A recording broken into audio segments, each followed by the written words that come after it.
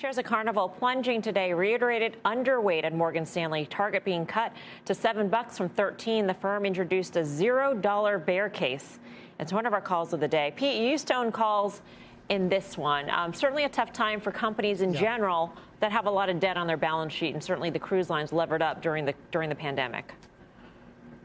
They are levered up. There's no doubt about it. All you got to do is take a look at those the fundamentals of these companies. All of them, Royal and Norwegian and Carnival, all of them are in the same spot, Mel.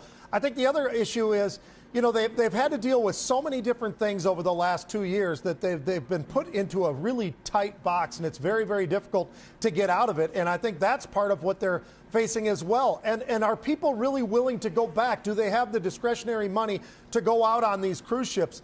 No is the answer, most likely. And Morgan Stanley certainly looking at this company right now saying, hey, look, worst case scenario, 0 for Carnival. That's pretty unbelievable, right? I mean, but that's actually something that we've seen many times before when they've talked about what some of the potential outlooks really look like. But that's pretty amazing, Mel. I mean, that's something like I think that would really shock just about every one of us. When you look at the short interest in a lot of these various cruise ships, you can understand why every once in a while you do get that little air pocket and that little pop to the upside like we did through all the memes and everything else a couple of years ago. We're not seeing those kind of pops any longer. And that's what I think when I've seen some of the call buying, most likely that's why we're seeing that buying is just looking for that day or that week where maybe the stock has a chance to maybe have a push to the upside based upon how short interest there is. And if it starts to move a little bit, they're going to get that kind of pop. But unfortunately for most, it continues to go down, down, down, down across the board. Take your pick. All three of them are looking pretty much in a rough spot right now, given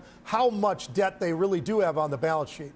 It's hard to believe that 0 is even any sort of case scenario, considering it didn't hit 0 during the pandemic. And those would arguably be one of the worst times ever that faced the industry, except for the fact that they levered up as much as they could during the pandemic. And so how much financial wiggle room do they have now to withstand a recession, Joe? I know that you've never been on a cruise, never want to go on one. Would you ever buy a stock?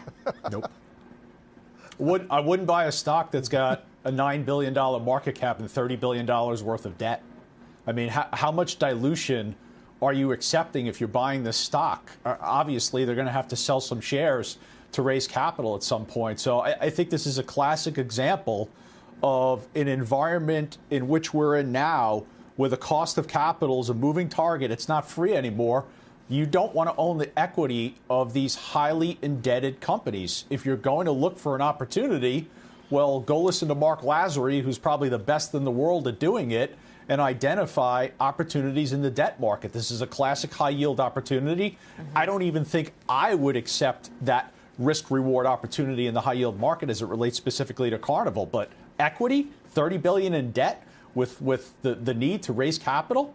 No way, no chance.